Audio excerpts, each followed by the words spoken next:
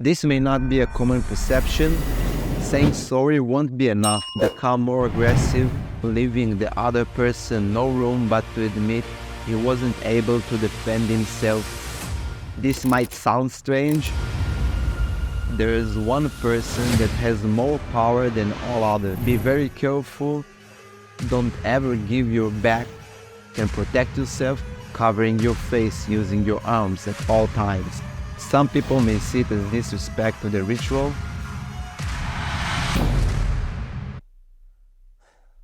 Today I'm going to try to simplify the rules and etiquette of capoeira, but there's a twist.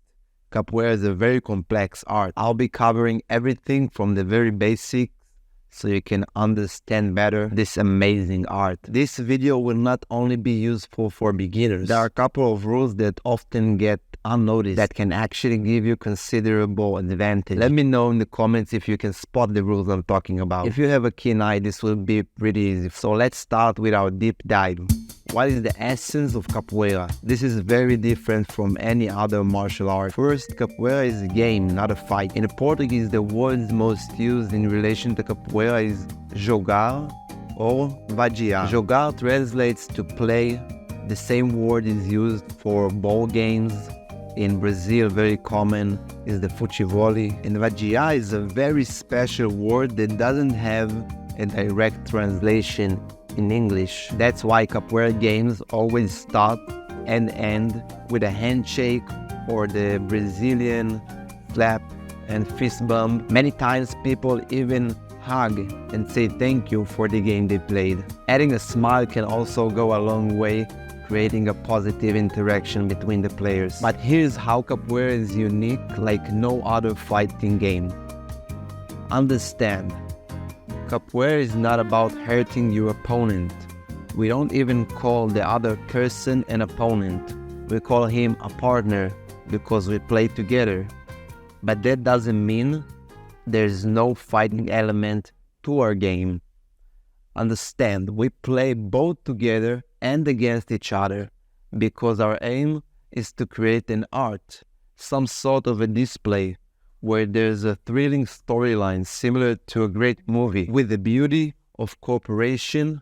Yet the capoeira game definitely have the emotional thrill of a battle when leaving the other person no room but to admit he wasn't able to defend himself from an attack. As I see it, if someone hurts his partner, saying sorry won't be enough to cover the lack of technical control or bad intention. It's his responsibility to take care of him and maybe even drive him to the hospital if needed. This might sound strange, but the etiquette of capoeira is acknowledging when you lose. For example, if you've been taken down, you most often will signal your partner that he had the upper hand by smiling or nodding your head. Sometimes people even may clap to show the appreciation of the other partner's skills, especially if he managed to take them down without hurting them. If you don't acknowledge your partner and you keep on playing regularly, he will most likely escalate and the game will become more aggressive and ego-driven play cause harm. I aim to advocate the safety as the first filter for any capoeira play, but always be wary of the differences in views different players have. That's why it's so important to understand the techniques deeply so you can protect yourself primarily in terms of distance and covering your face using your arms at all times. The conductor. In capoeira circle, there is one person that has more power than all others. It's essential to acknowledge the berimbau and the person who's holding it, usually held by the teacher who also acts as the conductor of the music and games. He has the power to change the pace, choose who enters the circle, and even stop a game if he foresees a danger. The circle acts as a line where each time the person who is closest to the instrument get in, one from the right side and ones from the left side. Sometimes experienced players might cut off the line because they are interested in playing a certain capoeirista. The conductor is the one responsible to approve or not their request to cut off the line. Participating in the circle. The circle as a whole strives for physical and energetic balance. Same as any organism, the circle's energy derives from the music, the play, and the presence of all participants. If you have the ability, contribute to the music in a humble yet expressive way. Always keep some sort of interaction with the conductor. Other than that, when taking part in the circle, I recommend you try enjoying the game being played as if you're the one playing. How to enter the circle. In order to play in the circle, you have to ask permission in some sort of a gesture or look into the conductor's eyes and get his approval, for example, a head nod or a smile. When getting into the circle, make sure you're being noticed before injecting yourself into the game. Be very careful not to get hit by the players in the circle. The same goes for getting out.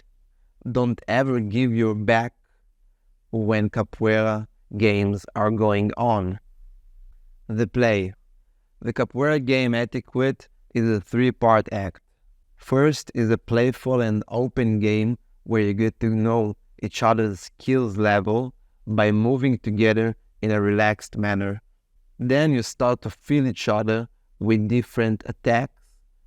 And finally, you're reaching the edge of your abilities without hurting anyone, so we can keep on participating in the circle.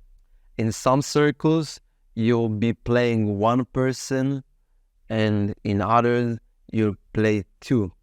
Before getting into play, watch a few games so you can have a better sense. How to end the game. At any time, you may choose to tap out by offering a handshake for several reasons, such as getting hurt, tired, or feeling that the artistic storyline has reached its peak.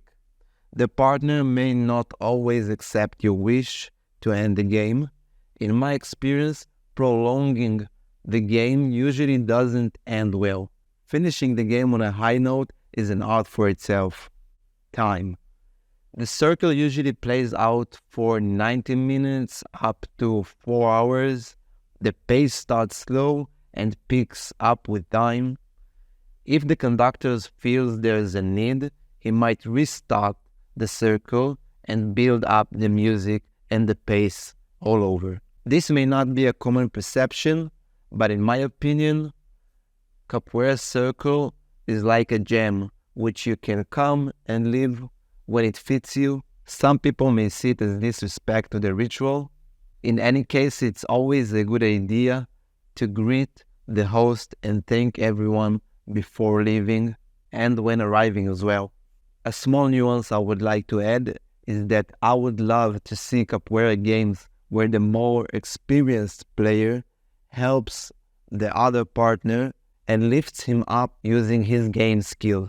For example, giving him an opportunity to dodge his attack, or putting himself in a disadvantage to have the partner a chance to attack himself. If you still doubt that capoeira can help immensely all sorts of fighters, Yeah, I study capoeira. watch Joe Rogan and one of UFC's top 3 fighters discuss, does capoeira work for MMA?